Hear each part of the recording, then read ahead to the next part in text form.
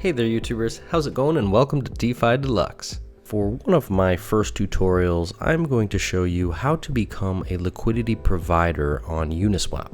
Now, there are a few ways you can do it, being that DeFi, decentralized finance, is so composable. Decentralized finance applications are almost like Lego pieces that can play with each other, right? Because all the code is open source and it's very easily composable for the developers to take parts from one and put it into the other and make all these cool features. Things are getting more innovative as we speak. Now I'm going to go ahead and assume that you know a little bit about liquidity providing because you found this video. Can you make money off of it? Yes, you still can. How much? We'll get to that later. What pairs? We'll get to that later as well. But first, let's show you how to do it. So I'm here on Uniswap.org. The first thing you're going to want to do is go ahead and launch the app. Once the app launches, you'll need to connect to a wallet. The most popular being MetaMask, of course. So I'll go ahead and connect that. You can go ahead and go through the prompts to connect it if you haven't already. And once connected, you can go ahead and go up to the pool tab. So you're going to click Add Liquidity. And you'll see here that this looks pretty much just like the trading screen. The only difference is here you can pick what tokens you would like to provide liquidity for. Right now, you have to provide a 50-50 ratio with Uniswap. So whatever your token is, say we want to do Ant and Ethereum, you're going to have to put 50% of each token in there. So if I hit max, I don't have much Ethereum in my wallet right now, so this is the max Ethereum I can put in there, and also the amount of Ant that it will put in, and that is equal in the amount. Obviously the prices of the assets are different, therefore the input's going to be different. So you'll need to approve it first, and then you'll have to wait for that approval transaction to go through first before it will allow you to deposit the money. So it's 2 transactions total. Now, that is the old school way of doing it because you have to have both the assets in your wallet already to do it. So for example, if you want to provide $10,000 of liquidity, $5,000 is going to have to be in one asset, USDC, and the other $5,000 is going to have to be in whatever your second asset is, right? This can be cost prohibitive because of gas prices. So for example, with current Ethereum gas prices, you're not going to want to provide liquidity with less than $1,000 is about the average lowest minimum, not because the system won't let you, as Ethereum is an open permissionless system, but right now it's not feasible to do low amounts because of the gas fees. So for example, you're not going to want to put in $200 to provide liquidity when it's going to cost you $10 to $20 to put that in and $10 to $20 to take it out. So any amount of profit that you're going to make is going to be gone when you try to pull it back out because of those gas fees. Protocols that are promising to build on Ethereum's ecosystem. So once we get Matic or Near or Scale, or even the CeFi ones like Binance Chain, once those get up and running, it's going to be possible to provide liquidity with smaller amounts than $1,000. So you're still going to want to know how to do this in the future, even if you don't have enough to participate now. The yield farming hype may be over, my friends, but that does not mean that there is not money to be made. There definitely is. So for the second part of this tutorial, I want to show you how to do this in Zapper. Now, Zapper.fi, if you're not familiar, is a product that connects to your MetaMask wallet and acts as a dashboard where you can manage all of your DeFi assets under one simple interface. What's really cool about this is there's lots of different features. You've got a dashboard. This shows everything you've got in your MetaMask wallet, all your assets, your deposits, liquidity pools, any yield farming pools you may be in, and it also shows you things like your transaction history, which is great because who wants to deal with looking through their transaction history in this tiny little window up here, right? It's way better to be able to utilize the power of MetaMask in your full browser. This just, to me, looks a lot nicer, a lot cleaner, and it's nice and color coded. So we're going to go over to the Invest tab.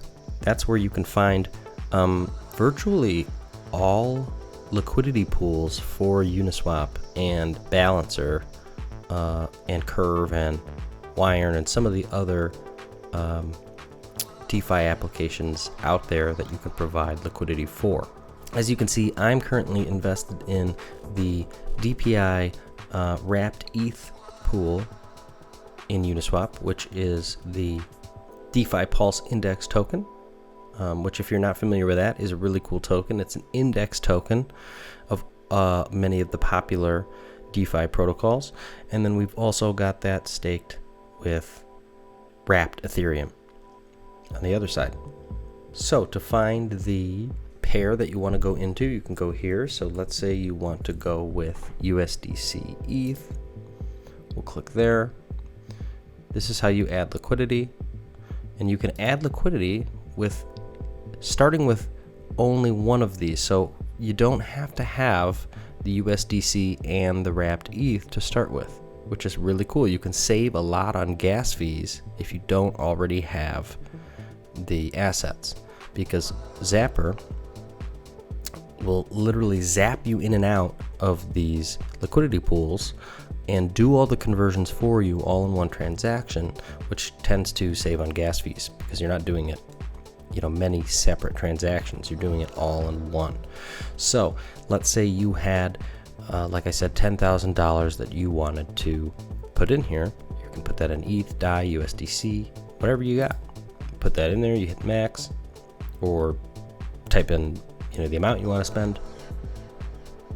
You select the pool that you want and make sure you've got the pairs right that you're putting in there.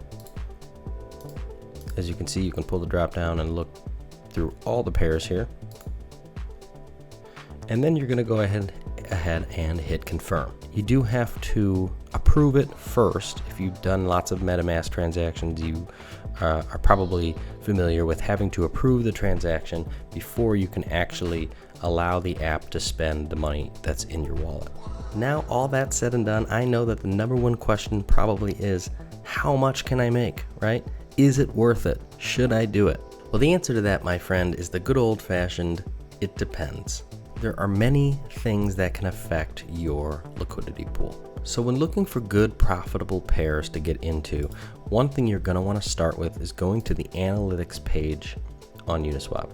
info.uniswap.org is this website, and it's got a lot of great info on how much these pools have made. As you can see on the main page, this shows you the total amount of liquidity that's being provided to Uniswap and the total amount of volume over the last 24 hours. You can search pairs up here. You can also go to pairs on the side, and that's going to list all the liquidity pools available on Uniswap. Now, if you click on 1 year fees and you look at that by top to bottom, what you're going to see here is basically the ROI that you're going to receive from 1 year. I have to go ahead and give you a word of caution here. These pools, you can tell they're doing great, but there's other elements that can affect that. One of the main ones being impermanent loss. I'm not going to go into a huge amount of detail about impermanent loss because there are lots of videos about it already on YouTube, but just to basically explain it, it has to do with the volatility of the pairs. If you've got a pair that's very volatile, like YFL ETH is a great example because I was in that pool, and that pair is, they're not very correlated between each other, right? YFL, it doesn't have as much of a pattern to ETH as, say, DPI does. DPI and ETH tend to go up and down together as a pair more than YFL ETH. The less volatile the pair is, the less impermanent loss you're going to have. The more volatile the pair, the more impermanent loss you're going to have.